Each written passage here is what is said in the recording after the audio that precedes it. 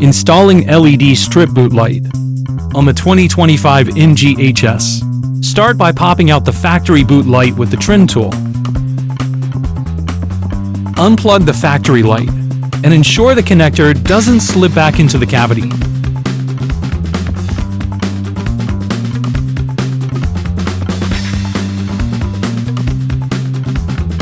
This set from Amazon is the 4-meter with fuse and connecting cables ready to plug and play.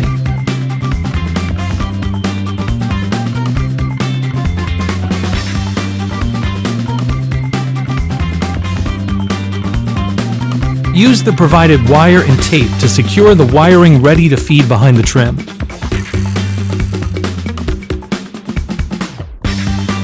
Using the trim tool, make a gap in the trim and feed through the wiring.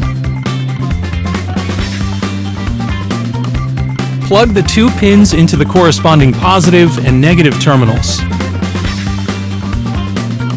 Slowly feed the LED strip under the rubber seal of the boot, with the LEDs facing outward.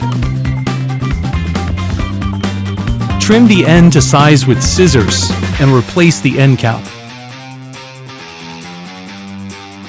Reconnect factory boot light.